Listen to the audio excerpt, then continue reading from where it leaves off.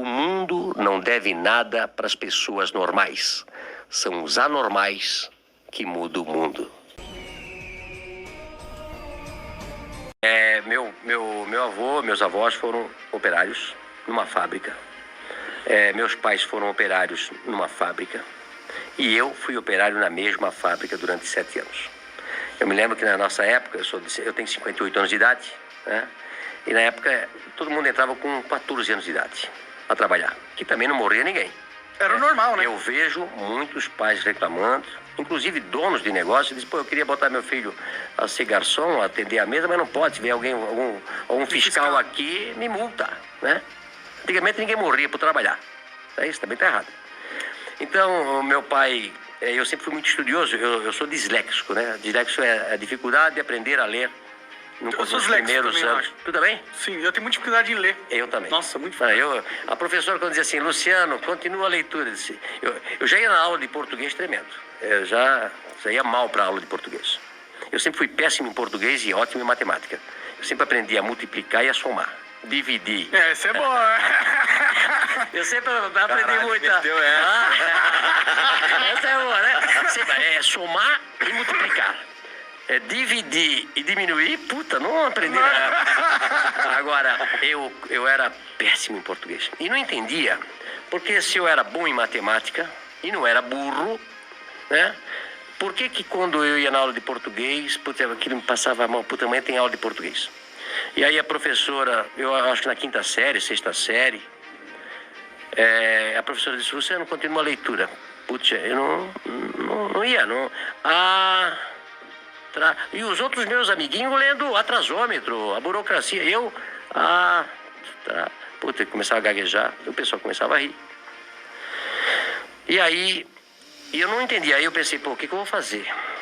E eu comecei a estudar em casa. Eu comecei a ler gibi na época, né? Livro, tudo que jornal, tudo. Eu vou tentar aprender a ler para eu não passar vergonha na coisa. E isso foi durante até os 12 anos de idade. Então eu sempre falo, né? Eu aprendi a ler só com 12 anos de idade. Imagina se eu tivesse aprendido com 7 anos, né? Esse era o Bill Gates. Tava melhor ainda, né? Tava melhor ainda. Tá com uma carinha então, assim, quem é disléxico, quem tem filho disléxico, ele não é burro, ele não é malandro. Ele aprende de maneira diferente, né? Procura um como é que eu descobri depois que eu era coisa? Porque eu tive filhos depois da escola com dislexia, né? A gente fez simpósio. A nossa cidade tem colégio, tal cultura, que é especializado em quem é disléxico, né? Os Estados Unidos tem escola para disléxico, onde todo mundo é disléxico. Recentemente eu recebi um tudo audiobook. Não, aprende através do silábico. Beabá. Hoje é construtivismo, você aprende a ler a letra inteira. Isso é um erro do Brasil aí, tem que mudar essa. O Brasil é assim, ó, acho que a França é assim, a parte oeste americana é assim, que aprende menos do que o silábico. Pode crer. Tá? Então, aí a gente mandou professores para Curitiba para ensinar meus filhos a ler de maneira... Não, homeschooling não pode, cara. É crime. É crime, homeschooling não pode. Não pode. Você não pode ter o seu filho estudar. Ele tem que estudar só naquela escola quadrada que o Estado fez. Não pode ter outro tipo de escola, não pode, hein, cara. Mas hoje tá mudando.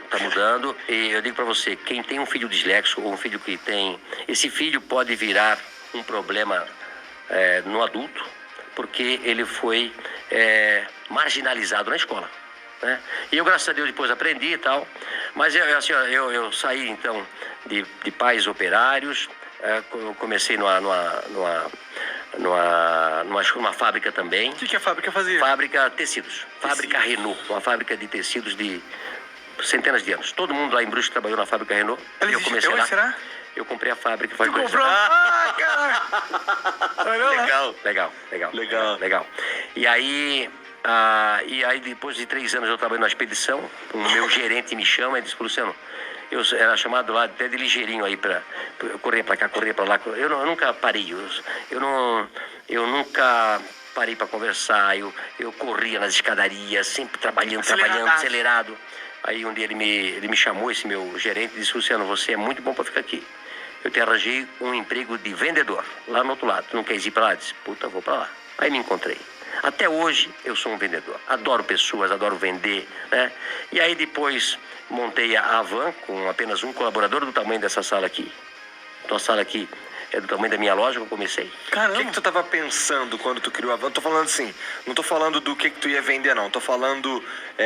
porque assim, a Avan tem toda uma identidade, né? Isso veio depois...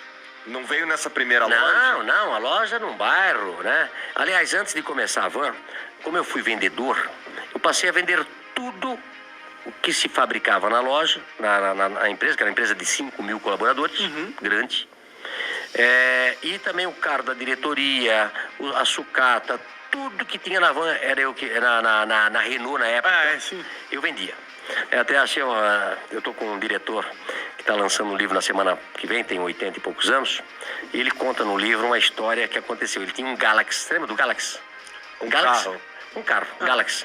Por exemplo, no Brasil tinha 5, 6 carros. Um Galaxy, um Opala, uma Kombi e um Fusca. Pode crer. Certo? Né? E na época os diretores tinham um Galaxy. Né? E aí quando ele comprou um outro Galaxy, sobrou um Galaxy lá para vender. E quem chamaram? O Luciano para vender o Galaxy. Né? E aí eu sabia que tinha um cara em Brusque que tinha um Galaxy, mas não tinha ar-condicionado. Eu disse, eu vou ganhar 2 vezes isso aqui. Né? Eu disse pro dono do carro, vamos vender o ar-condicionado, que vale uma fortuna, e depois nós vendemos o Galaxy. Né? E fizemos isso. Arranjei, vendi e o cara era bem gordo, Telmo Rosinski, que eu nunca me esqueço, lá de Brusque, bem gordo. Então, eu vendi o ar-condicionado, tirei o ar-condicionado, vendi o ar-condicionado quase com o preço do Galaxy, e depois vendi o Galaxy. Foi um sucesso. Né? Até hoje eu não esqueço disso. Né?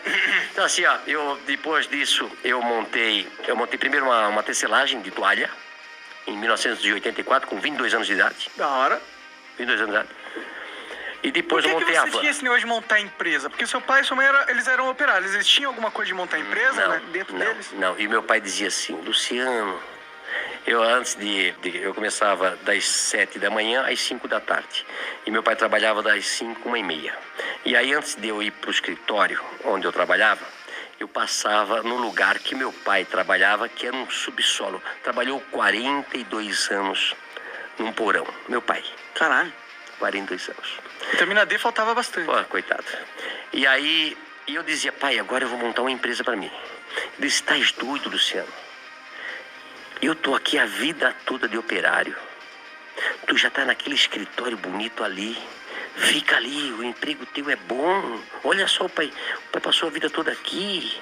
Disse, não, pai, eu vou montar um negócio para mim. Mas de onde você tinha isso? Por que você queria montar? Eu acho que feeling. Como é que vocês montaram esse negócio aqui? Eu vi os gringos fazendo. É igual, né? Conhecimento.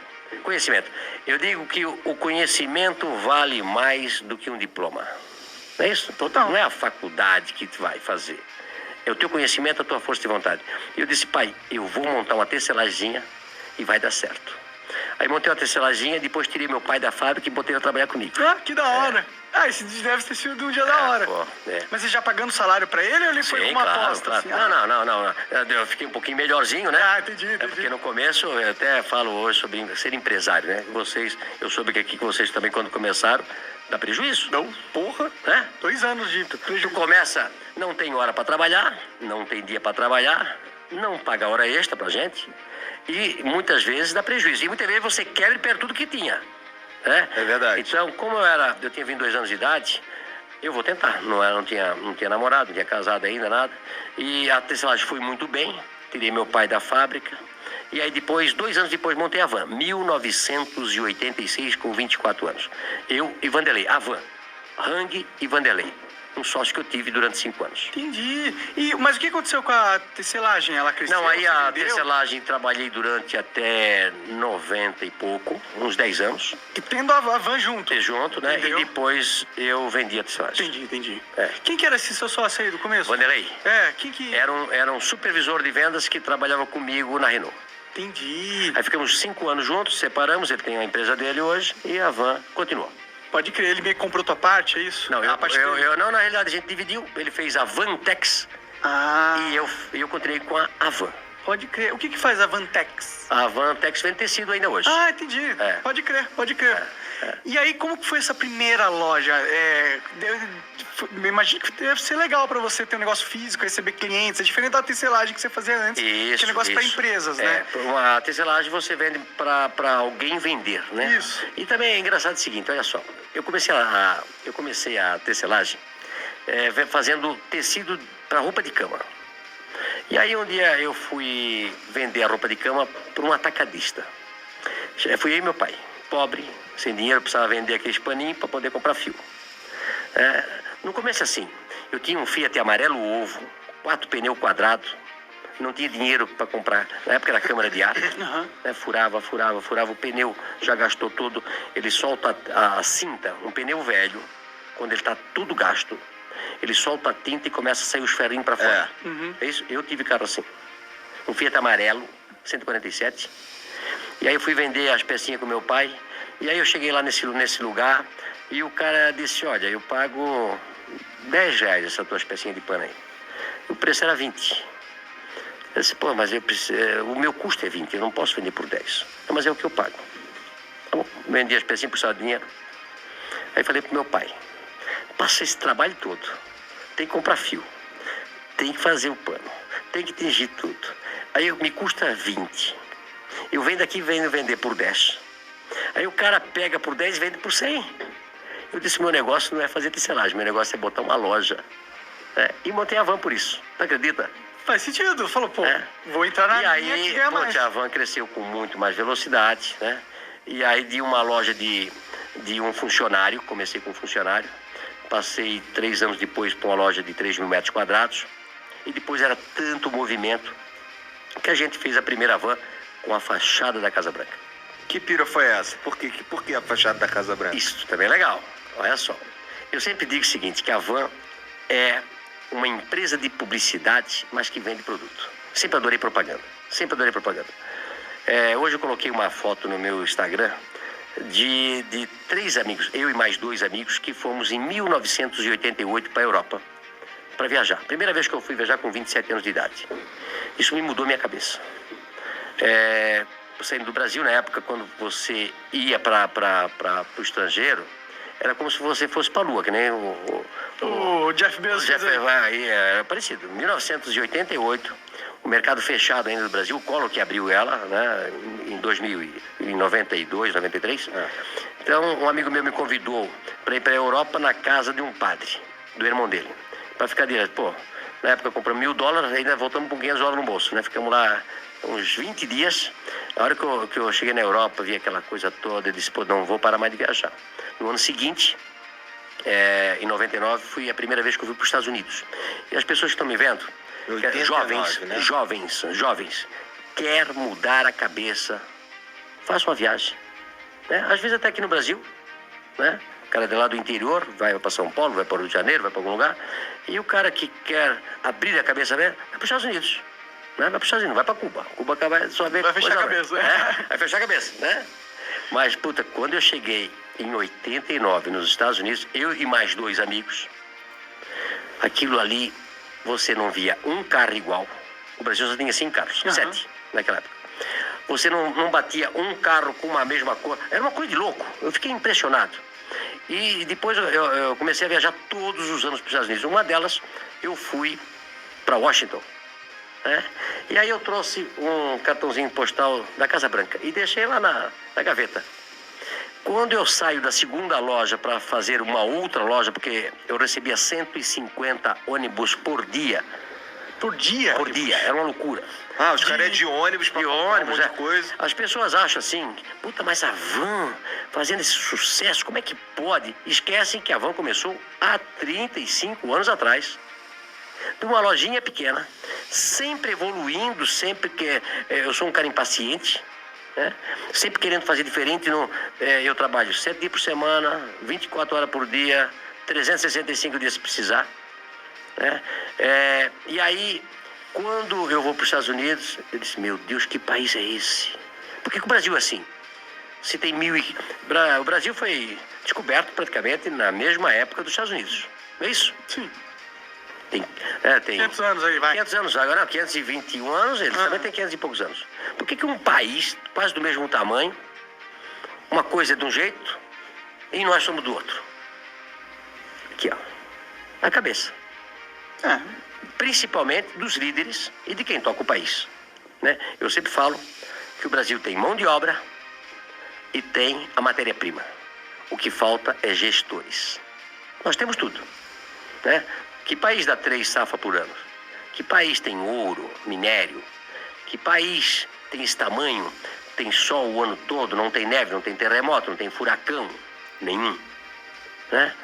Mas aí quando eu vi os Estados Unidos, eu pensei, eu vou levar um modelo americano para o Brasil. E aí, daí eu fui montando a Havan, fiz a primeira Casa Branca, depois uma criança, no ano seguinte, de 7 anos, me deu a ideia de botar a Estátua da Liberdade. Cara, foi uma criança, então, daí que veio. Eu quero dizer, os 2 caras que fizeram o projeto da Casa Branca, o Antônio Zendron Neto e o Miller, né? São 2 caras, o Fernando Miller, foram os caras que projetaram a Casa Branca naquela época. Tu imagina inaugurar uma loja numa cidade que tinha 60 mil habitantes, uma loja de 8 mil metros quadrados. Caralho, é verdade.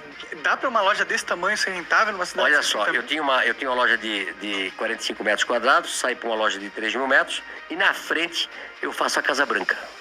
Olha só como as coisas funcionam. Um dia eu fui visitar a loja para ficar olhando aquela loja linda, 16 metros de pé direito, 60 metros de coisa, 8 metros de tamanho. E aí tinha 2 caras de São Paulo, olhando a mesma loja. Aí eu fiquei atrás deles e um olhou para o outro, não sabia que eu era o dono. Um olhou para a cara do outro e disse, isso aqui vai ser um elefante branco. Onde já se viu uma loja desse tamanho, numa cidade desse tamanho, não vai dar certo. Como você tem que ter ideias próprias. Como você, às vezes, não pode seguir a manada.